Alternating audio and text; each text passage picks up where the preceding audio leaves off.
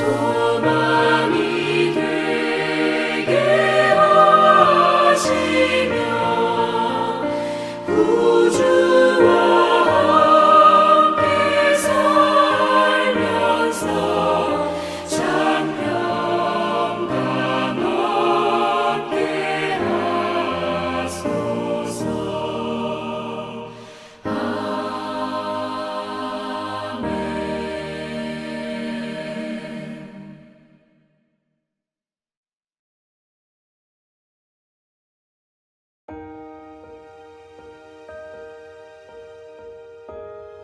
아비가일이 나발에게로 돌아오니 그가 왕의 잔치와 같은 잔치를 그의 집에 배설하고 크게 취하여 마음에 기뻐하므로 아비가일이 밝는 아침까지는 아무 말도 하지 아니하다가 아침에 나발이 포도주에서 깬 후에 그의 아내가 그에게 이 일을 말하매 그가 낙담하여 몸이 돌과같이 되었더니 한 열흘 후에 여호와께서 나발을 치심에 그가 죽으니라.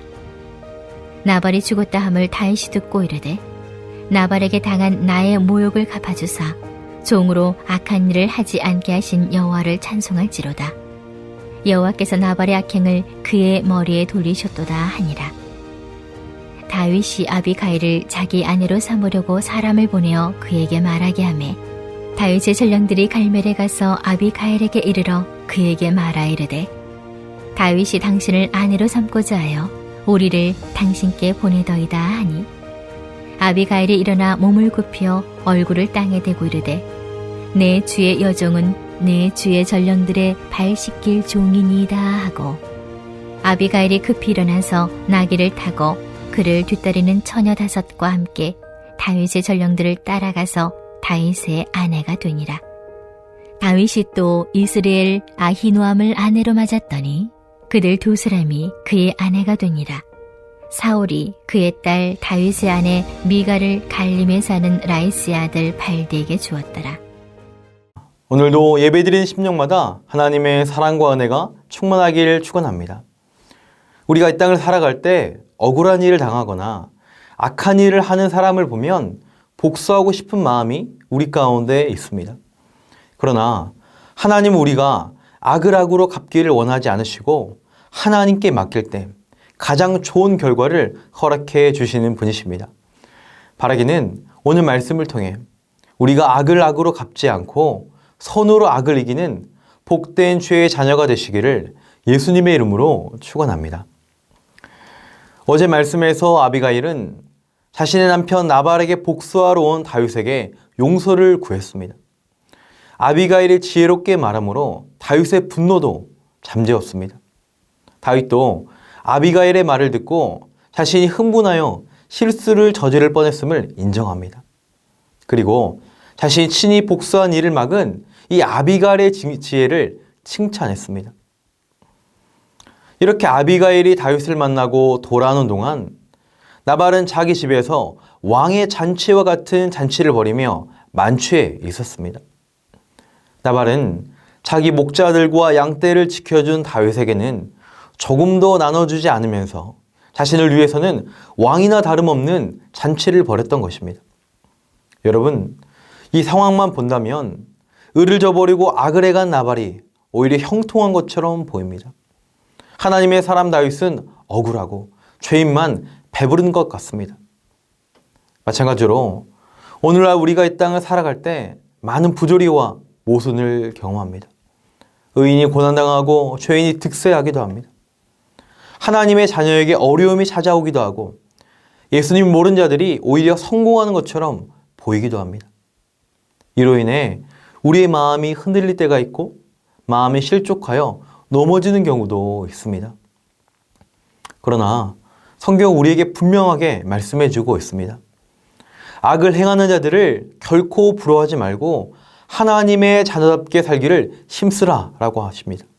왜냐하면 악인들은 결국 공의로우신 하나님의 심판을 받기 때문입니다.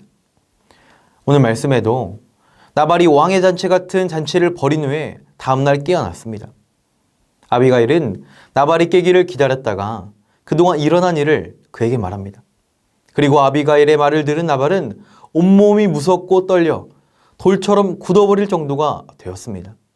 그리고 약 10일이 지난 후에 하나님께서 그를 치심으로 그가 죽었다라고 성경은 기록하고 있습니다. 그의 죽음에 하나님이 직접 개입하신 것입니다. 하나님이 이렇게 나발을 심판하신 이유가 무엇입니까? 그가 하나님의 사람 다윗을 멸시하고 조롱했기 때문입니다.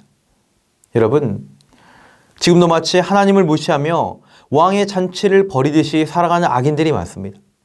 하나님 없이도 일이 술술 풀리고 하나님을 무시한 채 자신이 주인이 되어 좋은 것들을 누리며 대접받고 사는 사람들이 많이 있습니다. 그러나 성경은 그들이 풀이 마르는 것처럼 망하게 될 것이다 라고 말씀합니다. 우리가 잘 아는 시편 1편 4절에도 어떻게 말씀하고 계십니까?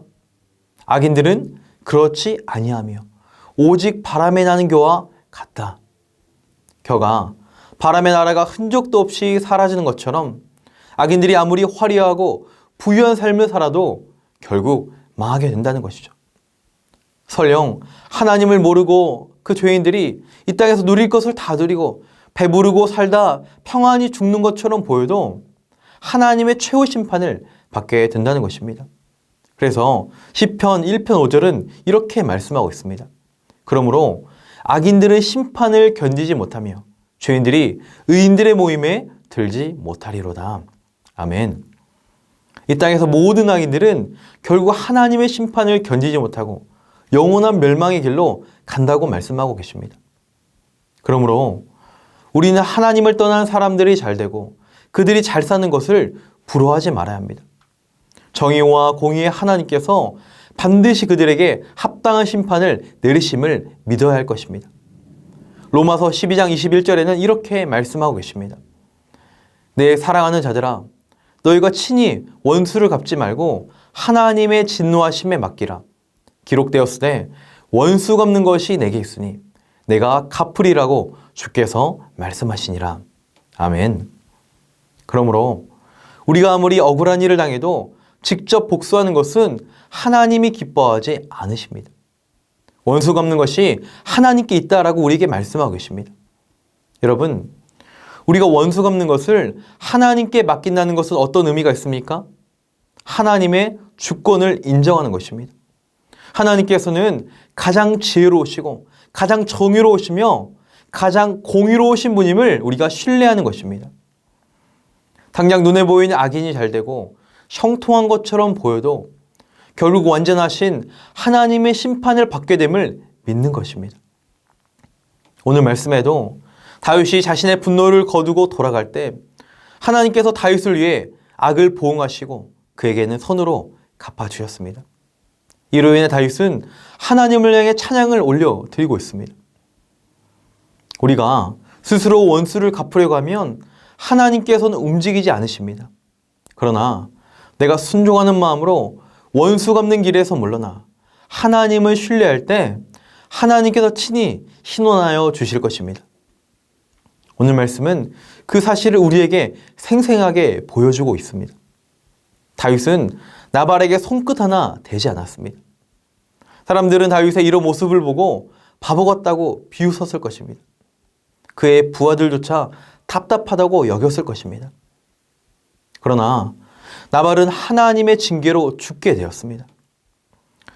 만약 다윗이 친히 원수를 갚았다면 어떤 결과가 생겼을까요? 아마 이스라엘 백성들로부터 그는 신망을 잃었을 것입니다. 그리고 아비가일이 아무리 마음이 있어도 다윗의 아내가 되지 못했을 것입니다.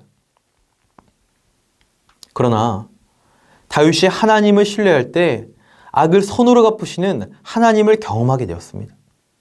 그래서 바로 다음 장에 보면 다윗은 사울을 죽일 기회가 다시 왔지만 여전히 그를 죽이지 않고 하나님의 손에 맡기는 모습을 볼 수 있습니다.